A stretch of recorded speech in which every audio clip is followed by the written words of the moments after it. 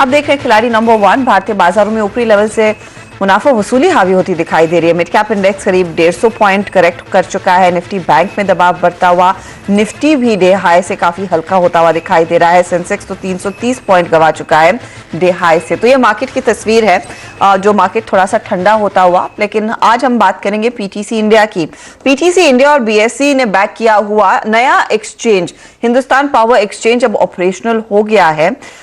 Overall demand की स्थिति क्या है, किस तरह की फायदे आते हुए दिखाई देंगे और कितना कंपटीशन बढ़ रहा है स्पेस में, इसी पर बात करने के लिए पीटीसी इंडिया के सीएमडी डॉक्टर राजीव के मिश्रा हमारे साथ जुड़ गए। डॉक्टर मिश्रा, स्वागत है आपका सीएनबीसी आवाज पर। मैं इनफैक्ट आपसे डिटेल चाहती हूँ हिंदुस्तान पावर एक्सचेंज को किस तरह का रिस्पॉन्स मिला है, लेकिन उससे पहले सर ये पावर डिमांड पर एक मैं आइडिया आपसे लेना चाह रही हूँ, क्योंकि मैं इनफैक्ट आपके नंबर्स देख रही थी FY 22 वाले। ऑल टाइम हाई वॉल्यूम्स आपने दरअसल डिलीवर किए थे, जो लगभग 87,515 मिलियन यूनिट्स की थी। तो क्या ये वो डिमांड अभी भी एक्टिव है मार्केट में? कंसिडरिंग अब हम मॉनसून्स में है तो नॉर्मली लगता है कि थोड़ी सी डिमांड कम हो जाती है गर्मियों के बाद। कहां से ये डिमांड ड्राइव हो रही है, रेसिडेंशियल वर्सेस कमर्शियल, क्या एक अंदाजा हमें दे पाएंगे? हर्षिता, आपने बिल्कुल सही कहा। पिछले 2 साल को अगर आप देखें तो वो कोविड ईयर था और उस समय श्रिंक किया था डिमांड करीब करीब 15% तक, 15 से 20% depending upon the months and season. इस साल जैसे ही इकोनॉमिक एक्टिविटीज नॉर्मल हुई तो 2 वजह थी। एक तो थोड़ा सा इस बार टेम्परेचर भी मार्च और अप्रैल के महीने में नॉर्थर्न रीजन में थोड़ा ज्यादा था और इकोनॉमिक एक्टिविटीज नॉर्मल हुई थी, तो ये 2 वजह। और जो सबसे बड़ी वजह मेरे को दिखती है कि जो नॉर्मल पेंटअप डिमांड रही 2 साल की, वो भी इस बार ऐड हुई।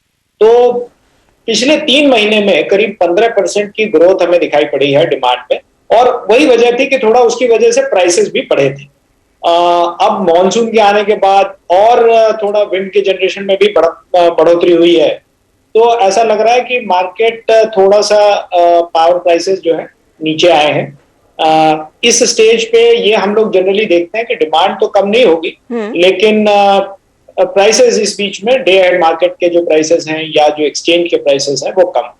अच्छा, आपने पेंटअप डिमांड की बात हुई। Pent-up demand travel, pent-up demand cinema देखने में, पेंटअप डिमांड बाहर खाने में समझ में आती है।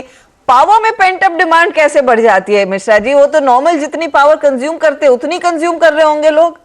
नहीं हर्षिता जी, आपको मैं बताऊं कि देखिए, जो डिमांड ऑलमोस्ट कंसिस्टेंट रही कोविड पीरियड में वो थी एग्रीकल्चर डिमांड।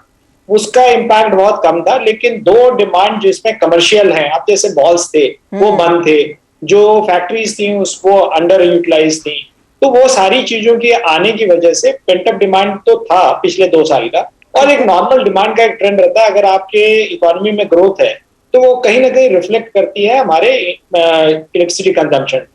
तो तीनों चीजें ऐड करें तो करीब 15 से 20% का हम लोग इस साल बढ़ोतरी देखे कुछ पिछले 2-3 महीनों। Okay, I get your point. Continue करेंगे। हमारा ये कहना है कि पहले भी हमने ये देखा है कि एवरी ईयर ये बढ़ती रहती है। मतलब अगर आपकी इकोनॉमी ग्रो कर रही है, आपके इलेक्ट्रिफिकेशन बढ़ रही है, गाँव में भी रूरल इलेक्ट्रिफिकेशन भी बढ़ा है, तो वो सारी चीजें कहीं ना कहीं रिफ्लेक्ट करेंगी आपकी इंक्रीज डिमांड। और वो हमने इस बार देखा है पिछले 3 महीनों में, और मेरे हिसाब से फ्यूचर में भी ये ट्रेंड कंटिन्यू करेगा, अनलेस कोई फिर इस तरह के एब्रेशंस नहीं आते हैं जो पिछले 2 साल में हमने कोविड पीरियड। तो जो वॉल्यूम ग्रोथ आपने पिछले साल हासिल की थी, क्या उसे और कंसिस्टेंटली बढ़ता आप देख रहे हैं? आपने टैरिफ्स कहा कुछ कम हुए हैं, क्या कुछ इंपैक्ट फिर वॉल्यूम्स बढ़ने का देखने को मिलता है जब टैरिफ कम होता है? उल्टा होता है हर्षिता जी। अगर आप मेरे से पूछेंगे कि अगर प्राइसेस बढ़ जाते हैं तो इंटरमीडिएरी या जो सिस्टम ऑपरेटर, मतलब जो मार्केट ऑपरेटर्स हैं, उनको थोड़ी तकलीफ होती है, क्योंकि उनकी वर्किंग कैपिटल बढ़ जाता है, क्योंकि उतने ही क्वांटम को खरीदने के लिए यू हैव टू पे मोर। तो हमारे लिए तो अगर कंसिस्टेंट प्राइस रहे, एबरेशंस नहीं रहे, तो वो ज्यादा बेहतर है। और वही हमारी कोशिश रहती है कि मार्केट में एबरेशंस नहीं हो, it should be consistent prices. Okay. और पिछले साल की जो डिमांड आप कह रही हैं वो हमने थोड़ा शॉर्ट टर्म में ज्यादा किया था, और हमने पहले भी ये मेंटेन किया है कि हम अपने पोर्टफोलियो को बैलेंस रखना चाहते हैं, जिसमें long term, medium term, cross border मिला के करीब करीब अगर इक्वल रहे शॉर्ट टर्म से, तो that is the optimal kind of a mix. लेकिन इस बार थोड़ा चूंकि कोविड पीरियड में डिमांड अनसर्टेन रही अलग अलग टाइम पे, शॉर्टर टर्म का वॉल्यूम थोड़ा ज्यादा रहा है, which we would like to make again. हम लोग चाहते हैं कि फिर वापस उसी लेवल पे उसको लेके आए। ठीक है सर, अपडेट दीजिए अब हिंदुस्तान पावर एक्सचेंज पर किस तरह का यहाँ पर रुझान आया है, किस तरह का ट्रेंड आपने पकड़ा है, और इस पर्टिकुलर एडिशनल पावर एक्सचेंज से कंपटीशन तो बढ़ ही रहा है, लेकिन इंडस्ट्री के हाथ पर किस तरह का फायदा लगता है? अर्षिता जी, बड़ा अच्छा सवाल आपने पूछा है ये कि थर्ड एक्सचेंज क्यों और इस एक्सचेंज को हम अलग से क्या देख पा रहे हैं। ये एक इंस्टीट्यूशनल एक्सचेंज है। मैं ये कहना चाहूंगा कि इसके तीनों promoter PTC India, Bombay stock exchange और आईसीआईसीआई बैंक, ये तीनों इंस्टीट्यूशंस हैं और इन तीनों ने मिलकर एक बड़ा क्रेडिबल एक्सचेंज बनाने की बात की है। जो हमने एफर्ट सीरियसली किए थे 2016-17 के बाद से कि तीसरा एक्सचेंज होना चाहिए वो जो कि क्रेडिबल हो और नए प्रोडक्ट्स लेके आए जो कि मार्केट को डीपन कर पाए। तो थोड़ा लाइसेंसिंग में टाइम लगा, फिर हमने जो टेक्नोलॉजी चुनी है वो बेस्ट ऑफ द लाइन है और फाइनली इसको हमने 6 जुलाई को लॉन्च किया है और तब से हमारे पास कंसिस्टेंटली इनिशियल जो हमारे एक्सपेक्टेशंस थे उससे बेहतर इसने परफॉर्म किया है।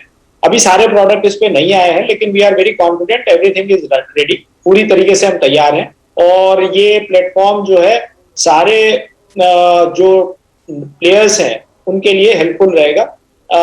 और इसमें 2 चीजें हम लोग पहले भी कह चुके हैं कि इंस्टीट्यूशनल एक्सचेंज एक तो ट्रांसपेरेंसी ज्यादा देता है, बट उससे ज्यादा जो इंपॉर्टेंट मेरे को लगता है कि इनोवेटिव प्रोडक्ट्स जिसकी मार्केट को जरूरत है।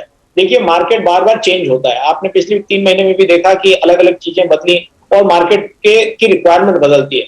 आपको प्रोएक्टिवली उसको उसके हिसाब से अडेप्ट करना है और अपने प्रोडक्ट्स लेके आने जो कि आपको रेगुलेटर अलाउ करता है। ओके तो ऐसी चीजों में ये एक्सचेंज कोशिश करता रहेगा और नए प्रोडक्ट्स लेके आएगा विच विल बी, क्योंकि एक और मैं चीज यहाँ कहना चाहूंगा कि रिन्यूएबल एनर्जी के ऊपर बहुत सारे प्रोडक्ट हैं लेकिन जो रियली कस्टमर की नीड है उसको इन लोगों ने अभी तक कैटर नहीं किया, तो इसको कैटर करने के लिए भी ये लोग सोच रहे हैं और नए प्रोडक्ट्स की बात कर रहे हैं।